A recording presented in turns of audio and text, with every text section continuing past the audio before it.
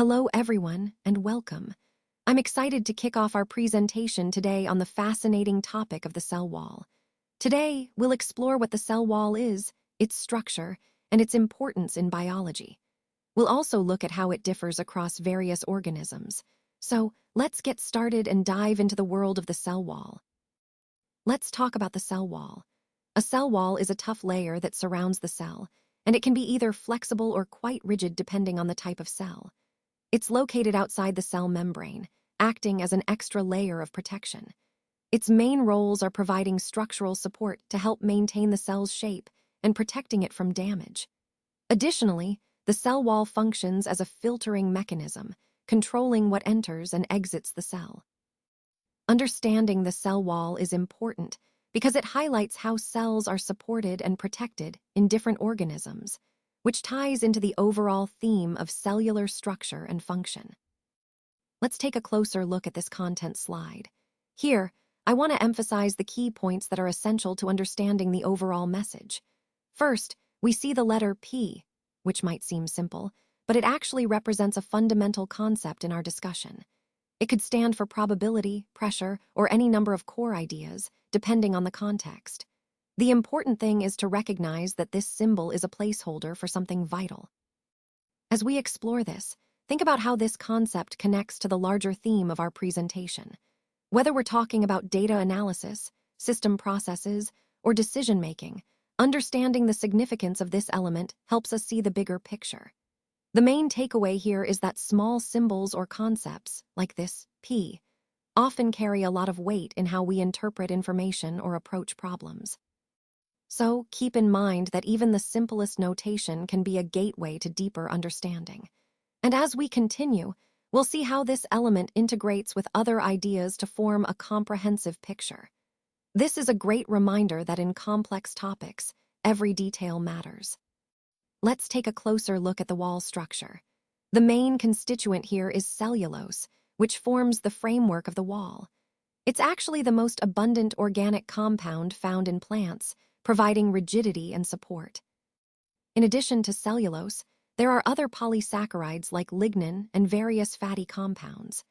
These are especially important on protective surfaces, contributing to the plant's defense mechanisms. Plus, the wall includes a wide variety of other substances, both organic and inorganic, including enzymes that play vital roles in the plant's metabolism. Now, focusing on cellulose molecules themselves, they're linear, ribbon-like chains of glucose units linked together. These chains come together to form microfibrils, which are like tiny fibers. These microfibrils then group together into larger structures called macrofibrils, creating the overall architecture of the wall. Finally, the space between these cellulose fibrils isn't just empty, it's filled with other constituents, forming a matrix. This matrix helps hold everything together and adds to the wall's strength and functionality. Understanding this complex structure really highlights how plants build such resilient and adaptable cell walls. Now, let's take a closer look at the middle lamella. This is actually the very first layer that forms during cell division. It serves as the outer boundary of the cell and is shared between adjacent cells, acting like a kind of glue that holds them together. The middle lamella is mainly made up of pectin compounds and proteins, which give it that sticky, cementing quality. Moving on to the primary wall, this layer is laid down right after the middle lamella. It's quite fascinating because it forms a rigid skeleton of cellulose microfibrils. These microfibrils are embedded in a gel-like matrix made up of pectin compounds, hemicellulose, and glycoproteins. This combination gives the cell wall strength and flexibility, which are crucial for the cell's growth and stability. Remember, cell walls are actually made up of 3 layers, but today we're focusing on the middle lamella and the primary wall. Understanding these layers helps us appreciate how plant cells maintain their structure and how they grow and adapt. It's a fundamental part of the overall theme of cell structure and function that we're exploring. This slide doesn't contain enough information. That's why we're moving to the next slide. Now, let's talk about the secondary wall. This forms after the cell has finished enlarging, meaning once the cell has reached its full size.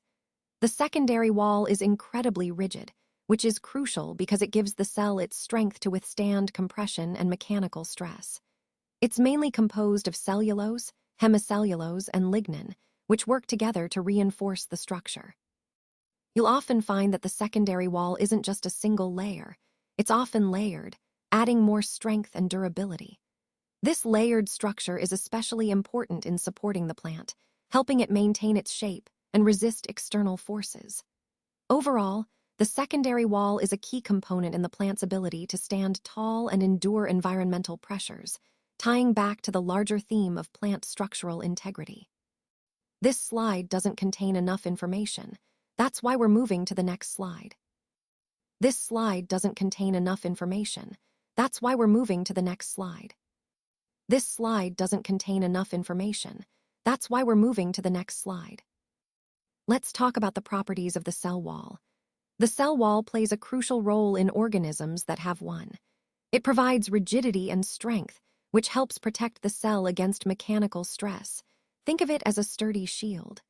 In multicellular organisms, this wall helps maintain the shape of the entire organism, a process known as morphogenesis. It also acts as a barrier, limiting the entry of large molecules that could be toxic, thereby safeguarding the cell's internal environment. Speaking of environment, the cell wall helps create a stable osmotic environment. It prevents the cell from bursting due to osmotic lysis and helps it retain water, which is essential for cell survival.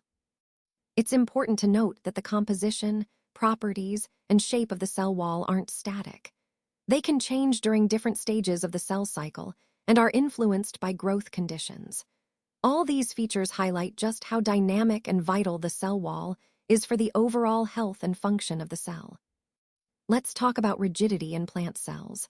Often, people overestimate how stiff the cell walls really are. In most cells, these walls are actually quite flexible, so they can bend rather than maintain a rigid, fixed shape. However, they still have a significant tensile strength, which is crucial for supporting the plant. Now, the apparent rigidity we observe in primary plant tissues isn't just because of the wall's material strength alone. Instead, it's largely due to the hydraulic pressure inside the cells, known as turgor pressure, combined with the structure of the walls. Think of it this way: the cell walls are like flexible yet resilient shells. They allow the plant to stay upright under pressure, but can also bend when necessary. That flexibility is visible when plants droop, like in the evening or when they're water-stressed, or in seaweeds that sway and bend with water currents. So, in essence, what appears as rigidity is really a balance between cell wall structure and internal hydraulic pressure, enabling plants to be both supportive and adaptable. Let's take a closer look at the composition of the plant cell wall. The major carbohydrates that make up this structure are cellulose, hemicellulose, and pectin. These components work together to give the cell wall its strength and flexibility. Cellulose forms microfibrils, which are like tiny ropes, and these are linked by hemicellulosic tethers. This connection creates a network known as the cellulose-hemicellulose network, and this entire structure is embedded within a pectin matrix. Think of it as a complex, interwoven fabric that provides both support and porosity to the cell wall. When we look at wood, especially the secondary cell walls, the composition shifts a bit. Here, cellulose still dominates, making up about 35 to 50% of the wall. Hemicellulose, specifically xylem, accounts for roughly 20 to 35%, and then there's lignin, a complex phenolic polymer, which makes up about 10 to 25%. Understanding this composition is key because it highlights how different polymers contribute to the physical properties of the plant, from flexibility to rigidity. And this, of course, ties directly into the overall theme of plant structure and function. Let's talk about cell wall sculpturing today. In wood, we have different types of cells serving various functions. One key type is the parenchyma cells. These are mainly involved in storing and conducting food material within the plant. They typically form thin secondary walls, which makes them quite flexible and efficient for their storage and transport roles. Interestingly, these parenchyma cells are among the last to remain functional before the formation of heartwood. That means they play an important role during the transition phase in a tree's life. Now, contrast this with another type of cell that primarily acts as a conduit for conduction in living trees.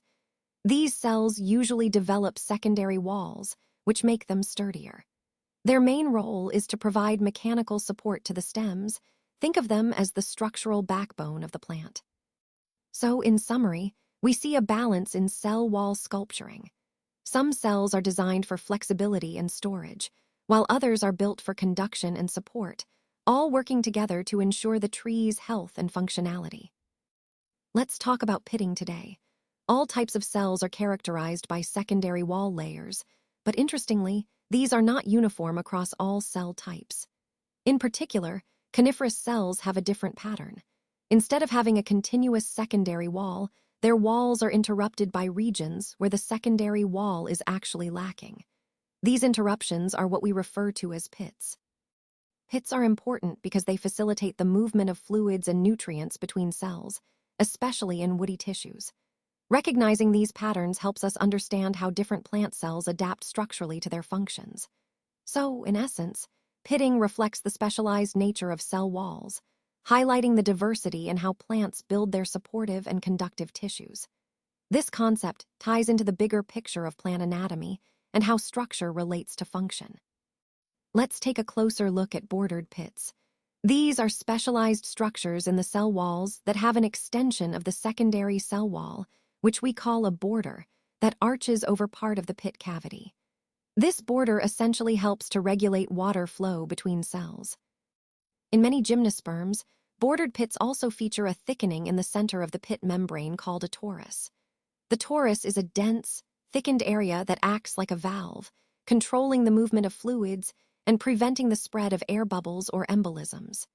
The surrounding, unthickened part of the membrane is known as the margo, which is more porous and allows water to pass through. Bordered pits are mainly found in vessel elements, tracheids, and fibers within the xylem tissue. They can also appear in some extraxillary sclerenchyma cells, though that's less common. An interesting variation is the pit pair, where you might see one side bordered and the other not, known as half-bordered.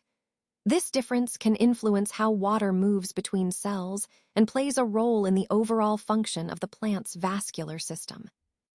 Understanding bordered pits is crucial because they are key to the efficiency and safety of water transport in plants, linking directly to our broader theme of plant structural adaptations and their roles in survival. Now, let's take a closer look at bordered pits in pine. These structures are quite fascinating because they play a crucial role in the tree's ability to transport water efficiently. Essentially, bordered pits are specialized regions in the cell walls of tracheids, which are the primary water-conducting cells in softwoods like pine. What makes them unique is their bordered appearance, where the pit membrane is surrounded by a thick, ring-like border of secondary wall material. This design helps regulate water flow between cells, preventing the spread of air bubbles or embolisms that could disrupt water transport. The bordered pits are vital for maintaining the overall hydraulic continuity of the tree. Understanding these features helps us appreciate how pine trees adapt to their environment and sustain growth, especially given their importance in forestry and wood products. So, in summary, bordered pits are small but mighty structures that ensure efficient and safe water movement within pine wood. Let's talk about spiral thickening, a fascinating type of secondary wall patterning in tracheiry elements. This pattern involves the secondary cell wall being laid down in a helical, or spiral, fashion. What's really interesting about this is that, like annular thickening, spiral thickening allows the cell to continue growing or extending. So, it's particularly important in tissues such as protoxylem, which develop in young, elongating organs. Compared to other types of thickening, like pitted, reticulate, or scalariform thickening, spiral thickening provides a unique way for cells to accommodate growth while maintaining structural integrity. It's a key feature in understanding how plant vascular tissues develop and adapt. This patterning is part of the larger picture of how secondary walls are specialized to serve different functions in plant support and transport. Let's talk about the functions of cell walls and why they are so vital for plant cells. Cell walls provide tensile strength and limited plasticity, which are crucial for maintaining the cell's integrity. This means they help prevent cells from bursting due to turgor pressure, which is the internal pressure exerted by the cell's contents. Turgor pressure is essential because it offers support, especially in non-woody tissues where there's no rigid skeleton. You'll notice that thick-walled cells are especially important. They give mechanical support, helping the plant stand upright and resist external forces. Cell walls also form tubes that enable long-distance transport of water and nutrients throughout the plant. Additionally, they act as a barrier to prevent water loss, which is key for maintaining hydration. Another critical role is protection. Cell walls help defend against insects and pathogens, adding a mechanical shield. But it's not just about physical defense. The wall's physiological and biochemical activities also facilitate cell-to-cell communication, allowing different parts of the plant to coordinate and respond to their environment effectively. So overall, cell walls are multifunctional structures that support, protect, transport, and communicate, integral to the plant's health and functionality.